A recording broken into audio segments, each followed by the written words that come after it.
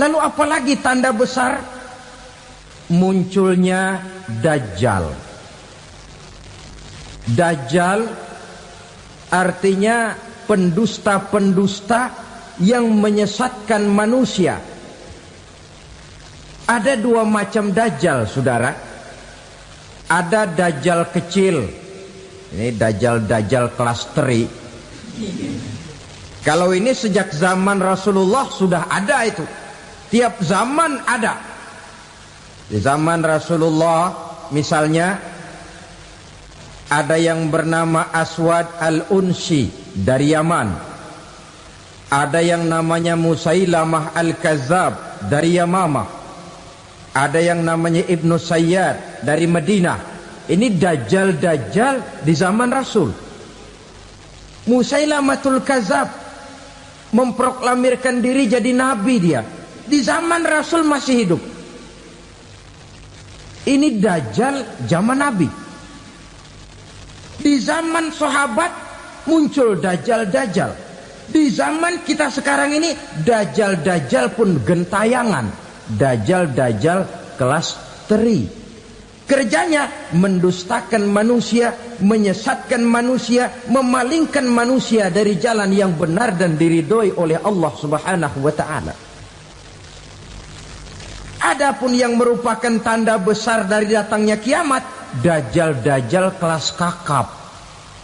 Pembohong-pembohong besar yang menyesatkan masyarakat manusia berpaling dari jalan Allah mengikuti jalan mereka. Apa sih ciri Dajjal itu? Kata Nabi dalam hadis Bukhari Muslim, "Innad Dajjala", sesungguhnya yang namanya Dajjal itu yakhruju, satu saat akan muncul mendekati hari kiamat. Wa inna ma'ahu ma'an, si Dajjal ini membawa air. Wa naran, dan juga membawa api. Dua simbol. Di tangan yang satu dia bawa air, di tangan yang satu dia bawa api. Wa ammal ladzi yarahu an-nasu ma'an fanarun. Adapun yang orang banyak lihat air, hakikatnya adalah api. Yang dilihat api, hakikatnya adalah air. Oleh sebab itu, kalau api yang ditawarkan, ambillah air. Kalau air yang ditawarkan, pilihlah api. Maksudnya apa ini? Ini bahasa simbol, saudara-saudara. Dajjal bicaranya seolah-olah untuk kepentingan manusia, menawarkan surga yang dia tawarkan hakikatnya neraka. Hai manusia, kalau kau mau bahagia, jangan dekat-dekat dengan agama. Solat itu tidak efektif dan efisien, tidak produktif dari segi ekonomi itu. Menghadiri majelis taklim cuma buang-buang waktu. Tahajud, tasbih, tahlil, baca Quran, apa itu? Pekerjaan mubazir saja. Hidup ini cuma sekali, masa yang cuma sekali, manfaatkan dengan sebaik-baiknya. Mumpung, dibawanya sifat mumpung tetapi dalam pengertian yang sangat negatif. Bicaranya seolah-olah untuk kepentingan manusia, tetapi sebenarnya menjerumuskan manusia. Menawarkan air tapi sebenarnya api, menawarkan api tapi hakikatnya air. Buat apa kamu sholat? Buat apa kamu bayar zakat? Buat apa kamu puasa? Surga yang dicanangkan Dajjal hakikatnya neraka. Neraka yang digambarkan Dajjal pada dasarnya adalah surga. Jadi memutarbalikkan fakta itu kerjaan Dajjal.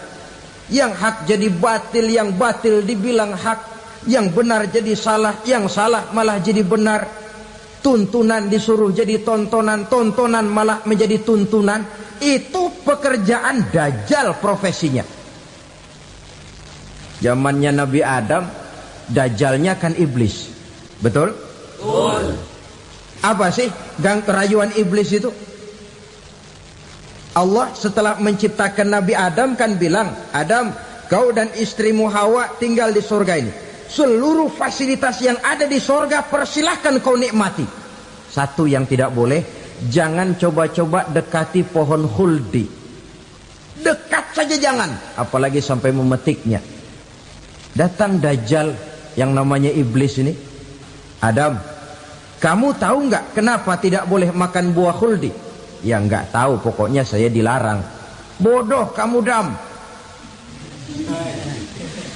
Khuldun artinya kekal. Kalau kamu makan itu buah, kau akan kekal di surga buat selamanya. Allah tidak kepengen, maka dilarang kamu makan buah khuldi. Kalau kau ingin kekal di surga, Adam, makan saja. Saya bicara begini ini untuk kepentingan kamu, Adam. Ini kan ciri-ciri Dajjal.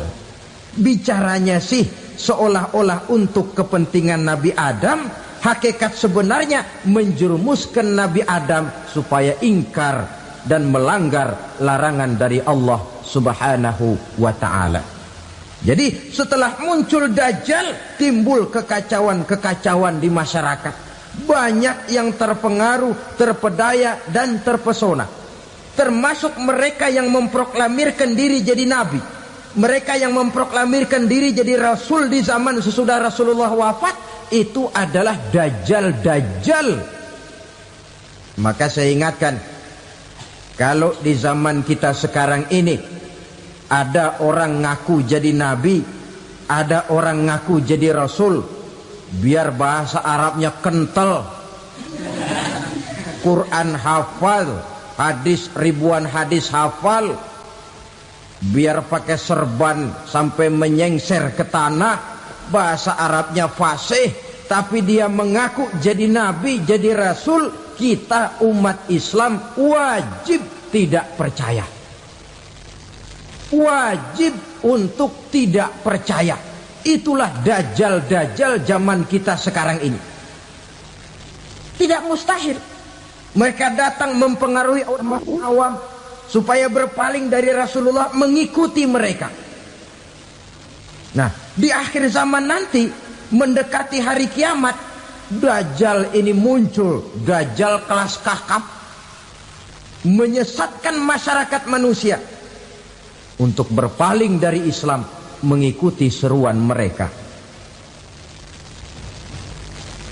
Apalagi di antara datangnya kiamat itu, tanda yang besar itu, turunnya Nabiullah Isa Al-Masih, putra Maryam.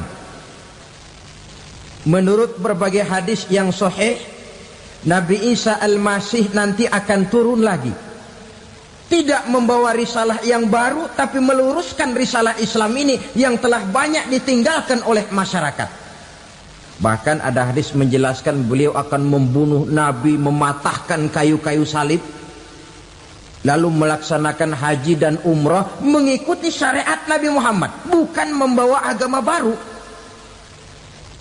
Menjadi semacam mujaddid, reformer, menyelamatkan manusia dari bisikan Dajjal. Bahkan ada riwayat yang menjelaskan bahwa Nabi Isa berhasil mengalahkan Dajjal, mengembalikan masyarakat manusia kembali kepada ajaran Islam yang datang dari Allah, dibawa oleh Rasulullah Sallallahu Alaihi Wasallam.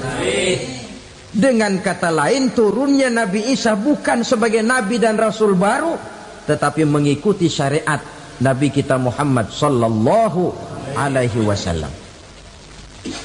Saudara hadirin, ibu-ibu hadirat yang saya hormati, kemudian apalagi di antara tanda-tanda besar akan datangnya kiamat itu? Keluarnya asap atau awan.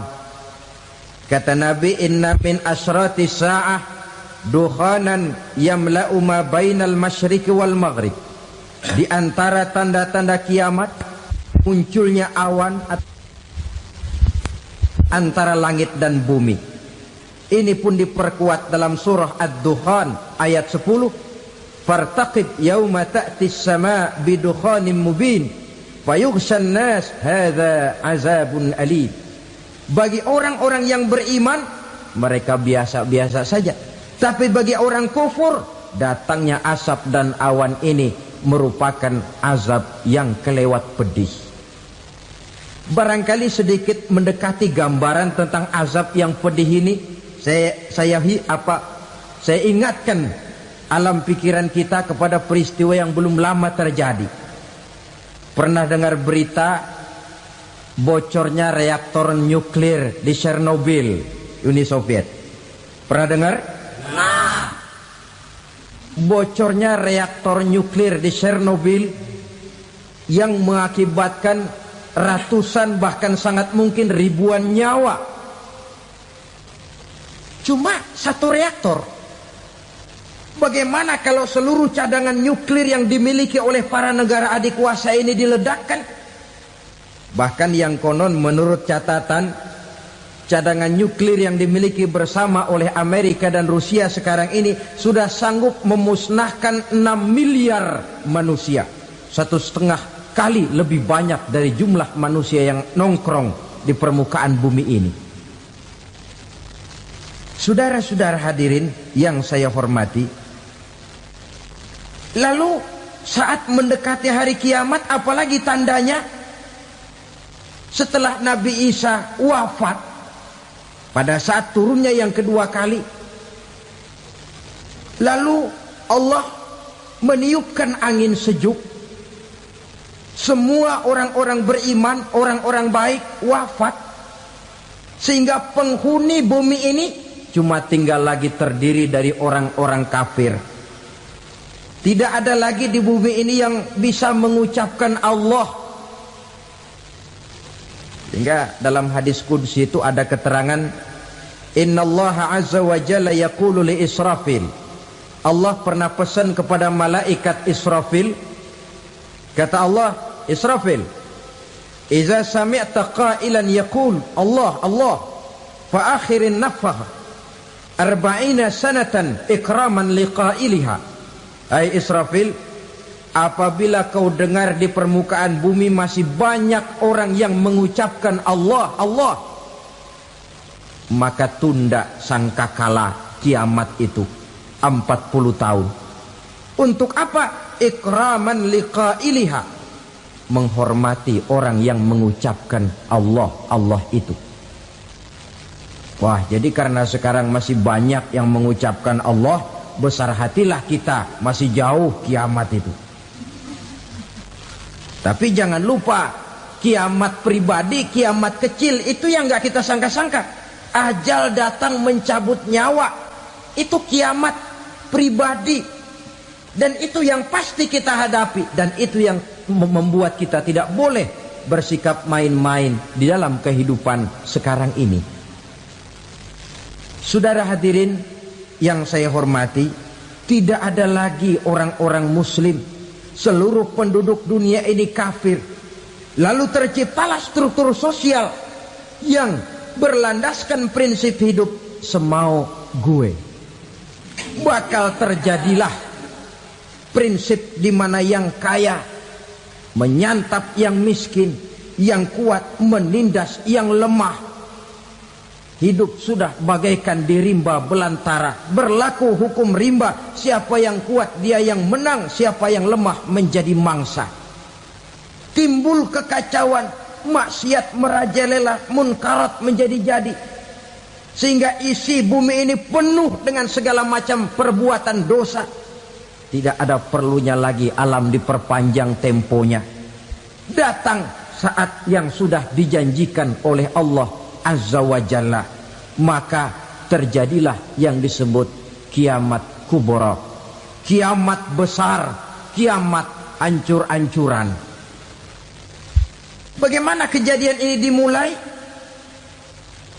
Dalam surah Az-Zumar ayat 68, Allah Subhanahu wa taala berfirman, "Wa nufikha fis-suri fasa'iqa man fis samawati wa man fil ardi illa man sya'allahu."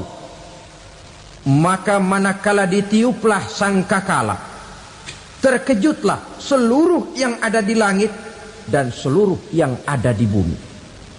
Bila saat kiamat datang, Allah perintah malaikat Israfil, Israfil, tiup sangkakalamu. Ditiuplah sangkakala oleh malaikat Israfil. Yang akibat daripada tiupan itu, seluruh yang ada di langit, seluruh yang ada di permukaan bumi terkejut. Yang ada di langit siapa? Malaikat kan. Bayangin aja kalau malaikat kaget, apalagi kita. Terkejut seluruh makhluk yang ada di bumi, yang ada di langit mendengar suara sangkakala itu. Bunyinya tidak sanggup kita bayangkan dahsyatnya. Ledakan nuklir, ledakan neutron, belum apa-apa ketimbang bunyi sangkakala malaikat Israfil ini. Nah, lalu mendengar bunyi sangkakala ini, gemparlah makhluk, kacaulah alam. Bumi gempa, planet-planet bertabrakan, gunung meletus, air laut tumpah ke darat, angin topan bertiup, halilintar menyambar.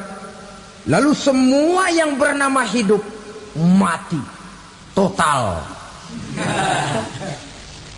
Mati bareng tanpa persiapan. La haula wala quwata illa billah. Saya kadang-kadang dalam tafakur bermohon, ya Allah, mudah-mudahan saya enggak nemuin kiamat beneran. Ngeri. Tidak bisa kita bayangkan macam apa suasana seperti itu. Allah saja banyak memberikan gambaran, misalnya Al-Qari'ah, wa mal qari'ah, wa ma adraka mal qari'ah. Kejadian yang menggemparkan. Tahukah kamu apa kejadian yang menggemparkan itu? Yauma yakunun nasu kal farasil mabsus wa takunul jibalu kal ihnil manfus. Pada saat itu manusia berterbangan bagai kupu-kupu. Gunung berterbangan seperti kapas ditiup angin. Gunung saja macam kapas, konon lagi manusia. Kematian total, mulai semut sampai gajah mati, jin mati, iblis mati, malaikat mati. Malaikat saja mati.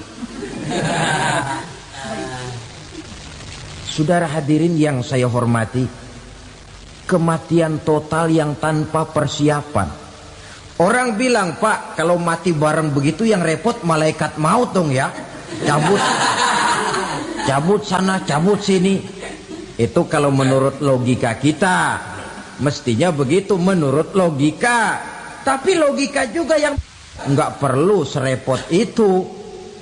Sebab untuk mematikan listrik di wilayah DKI, di wilayah Jakarta, nggak perlu tiap rumah didatengin, matiin, ya lama. Cukup dari kantor pusatnya saja PLN tekan satu tombol, gelaplah seluruh Jakarta.